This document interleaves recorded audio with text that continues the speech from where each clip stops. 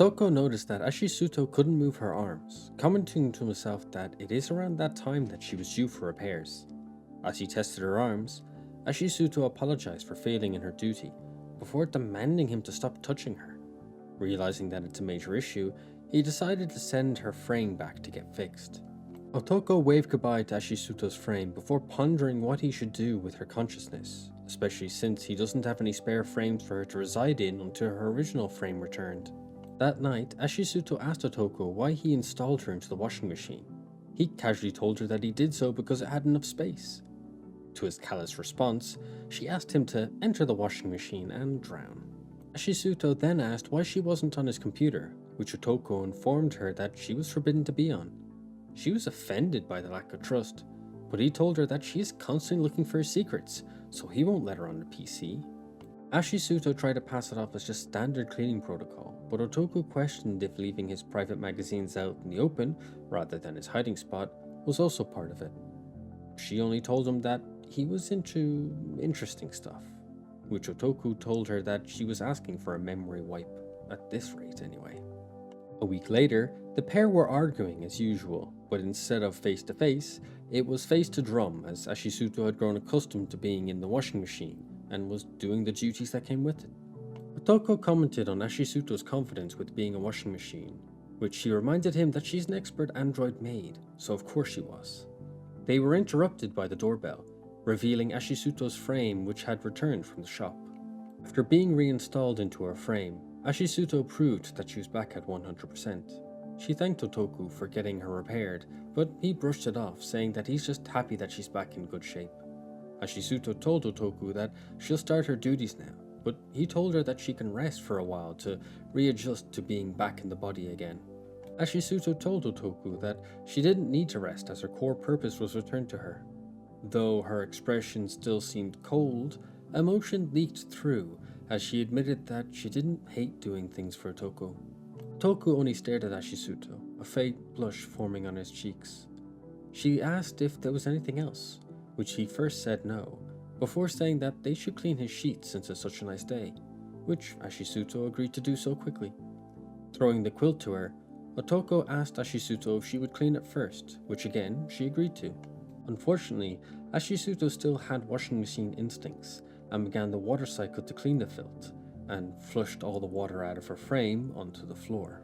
Otoko was shocked by what he saw, before trying to comfort and console Ashisuto, saying that what happened wasn't her fault. As she stood there, she went completely red in the face and began to cry, as Otoko did his best to ease her concerns. With android house cleaners becoming more and more common, updates to them became more sophisticated until they got to a point where they could express all manners of emotion. One day, bursting into the room, Ashisuto happily announced that she could now laugh, with a bright smile beaming across her face and a slight blush that was forming on her cheeks. She was shocked when her joy was responded with a glare from Otoko. She asked why she deserved it. Didn't her update make him happy? He told her that it absolutely didn't make him happy, surprising her once again. Otoko was a hardcore android otaku and ranted about the virtues of the emotionless automatons, not realizing that kudereis are the same thing but just human. Otoko then declared that he'd downgrade her to get what he wanted, causing Ashisuto to panic, mentioning that she'd be a lifeless doll that couldn't do anything at all. Otoko, in his stubbornness, told her that he didn't care, but she implored him to care about her and her new emotions. The next morning, Otoko woke up to see that Ashisuto was back to normal, to which she explained that there was an off ability to the emotion setting.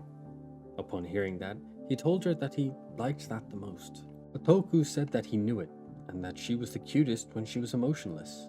As he said this, he had a slight blush on his cheeks and a big smile on his face. Unable to contain herself, she let out a little chuckle while blushing a bit. Seeing this, Otoko called Ashisuto a liar, but she just said that he was a fool and a freak. He only responded about the emotionless android's supremacy while chasing her around the apartment.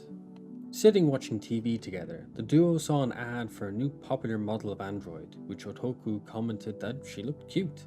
Ashisuto agreed coldly to his statement. After this, they saw an ad for a dishwasher, which Otoko again commented on, saying that it looked useful. Ashisuto claimed that the ad was fake and she could do better, causing Otoku to question why she was getting upset.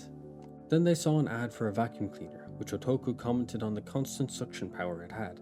Ashisuto said that she can do the same to noodles, which Otoku said that was eating and not cleaning. As soon as an ad for the interior of the previously mentioned dishwasher appeared, Ashisuto had flashbacks to the washing machine debacle and turned the TV off. As soon as she did so, Otoku commented that she seemed to be on edge right now, being oblivious to the issue in the room. Taking out the trash one day, Ashisuto found an abandoned android in a cardboard box like a kitten. As she looked at it, it looked back at her, before simply saying to Ashisuto, "Pick me up," and she did. Once home with the android, Otoku freaked out, questioning why Ashisuto brought home an android that she just found randomly on the street.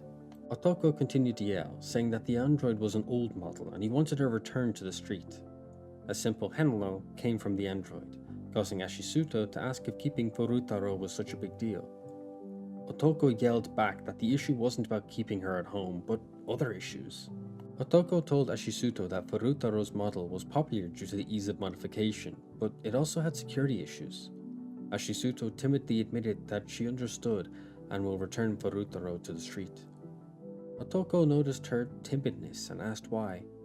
Ashisuto confessed that she is supposed to be a cleaner, so asking for something like this is selfish of her, and she can't do that. Ashisuto confessed that she felt like she had a sister with Furutaro, but just this flash-in-the-pan moment was enough for her. Otoku sighed before telling her to clean Furutaro after he finishes her diagnostic check. Ashisuto questioned what Otoku meant, causing him to explain that she's only just learned to smile, and he hates seeing her smile with such a sad expression on her face. Blushing, she thanks Otoku, while Furutaro calls him a simpleton under her breath. Later, after Furutaro was cleaned, Otoku watched what happened in the bathroom as it was revealed that Furutaro had a built-in camera, allowing him to see everything. What they didn't know was that Ashisuto watched them from the doorframe and was about to deliver mop justice. Looking at himself in the mirror, Otoku commented that he needed to cut his hair. Looking back at Ashisuto, he added that he wished that she could just cut his hair for him instead of having to go to the salon. While brushing her teeth, Ashisuto commented that she will if he commands. Producing blades from her fingers, she tells Otoku that she has a hairdresser system installed, but Otoku believes that they look more like butcher's blades than anything else. After doing her work, she asked Otoku for his opinion, which he commented that she did a perfect job on his hair. He asked her why she didn't tell him sooner, which she replied that she was just never asked. After a moment's silence, she added that she's been cutting her own hair for a while, shocking Otoku as he didn't know that her hair could grow at all. Ashisuto told Otoku that her hair growth was a miracle of science, but he just told her that it was more like a horror show. Otoku then asked when she last cut her hair, which she lets him know that she did it yesterday. After taking a closer look, Otoku commented that it looked the same as always, and of course, a machine could always be this accurate and consistent. Touching her hair, Ashisuto told Otoku that she actually cut her hair shorter than usual, seeming to be blushing slightly from embarrassment. Otoku, however, was surprised by the confession. Ashisuto was let down and called Otoku a failure for not noticing. He asked her what part she cut shorter, and she admitted that she cut her bangs about 0.25 of a millimeter shorter than usual, which just pissed off Otoku upon hearing it. As the booming industry of android maids raged on, mechanics became known as machine doctors and did the regular checkups for people's androids. Otoku came to his regular machine doctor and asked for a checkup for Ashisuto. After a few hours, the machine doctor let him know that everything's okay and she's just saving her backup, so he needs to wait a little while. Trying to start some small talk, the MD commented that Okoto's Robo Maid had no charm, which seemed to offend him. She tried to fix it by saying that's how they're supposed to be and thinks it's weird to have one since they're just all emotionless. Okoto told the MD that she used a slur for androids and tried to correct her on it. The MD told her that she knows, but she's talking to a human right now, not an android.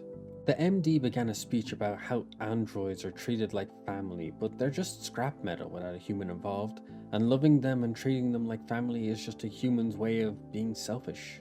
As Otoku thought about her words, a man rushed into the MD's office and asked if the MD was free right now, as his dog seemed ill and he'd like to get them checked out. Seeing the adorable doggy, The MD began to use a baby voice while talking to it, asking if it was okay, with her face bright red. Realizing that Otoku was still there and she was being a hypocrite, she went red for a different reason. Otoku made a snarky comment, which the MD snapped back at, angry due to her embarrassment. Finding Furutaro humming a tune in the sitting room, Otoku asked if it was a song she heard on the TV all the time. As she continued to sing it throughout the day, he commented that the tune must be so catchy if it stuck in her head. Listening more closely, Otoku realized that she was tone deaf, which surprised him. Later, he asked Furutaro to get him a towel after his shower.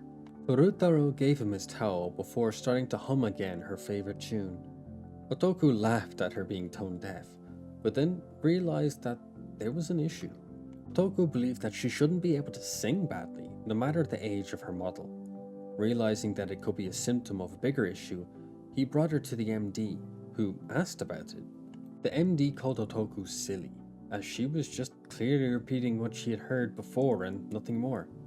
Otoku implored the MD to just listen in case there really was an issue, and asked Furutaro to sing again. Furutaro sang, and the MD realized that it really was bad. On a hunch, the MD asked to hear the whole recording to be sure of what the issue was.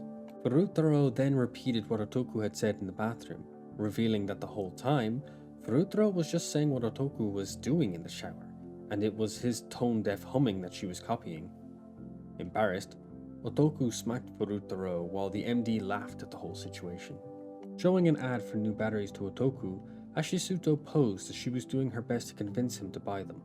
As he looked them up, he realized that they were on sale and had a noticeable impact on an android's performance. As Ashisuto fidgeted, saying how she wanted to be improved, Otoku read out the issues with the batteries. Reading that they increased an android's weight, Ashisuto told him that she didn't need them. Confused, he tried to ask why, but she repeated that she didn't need them to do her job. Ashisuto told Otoku that dinner was ready, and upon tasting it, he remarked how good her cooking was. She told him that his flattery won't get him anything. Otoku then asked if androids can taste anything, but Ashisuto told him no, but she can calculate the nutrition of it. She then commented that she's jealous of his sense of taste, but insults him at the same time. Otoku then asked if she had any food that she hates, but Ashisuto said no, since everything becomes biofuel within her. Otoku then asked for more details, and Ashisuto said that almost everything becomes fuel. However, whatever can't just becomes a waste liquid. Realizing what that liquid was, and realizing what she had just said, Ashisuto blushed with embarrassment and asked if there was any problem, causing Otoku to yell that he didn't need to know that androids can piss while he was eating dinner. After seeing a cold and flu warning on the TV, Otoku told Ashisuto that she should be careful not to catch a virus. Ashisuto then told Otoku that a new virus had appeared and it caused androids to leak a green liquid. Otoku then asked if it was real, but she told him it was a lie. As Otoku told Ashisuto to stop with the weird jokes, he went to go and get Furutaro, but stopped mid-sentence. Furutaro was on the floor, a green liquid all over her, and a confused look on her face. What they didn't see in their panic was the melon soda on the ground. As the pair panicked over Furutaro, they were brought back to their senses by Furutaro telling them to shut up. Arriving home from a night of drinking, Otoku greeted his maids and requested water. After slumping into bed, Furutaro questioned what happened and Ashisuto gave a mechanical answer. After Furutaro learned about a hangover, she called Otoku a bother, but Ashisuto didn't agree. With a blushing face, she gently brushed Otoku's face and mentioned that it wasn't that bad of a thing. A few days later, Otoku got a mystery delivery and opened it to find an odd mix of things: android makeup and a fancy steak. As he questioned how this happened and when, Ashisuto looked away in an attempt to look innocent. What had happened was that the pair used Otoku's drunken state a few days ago to get what they wanted without needing to argue for it. Due to being drunk, Otoku's love for his androids was unfiltered, and he did what they wanted to make them happy.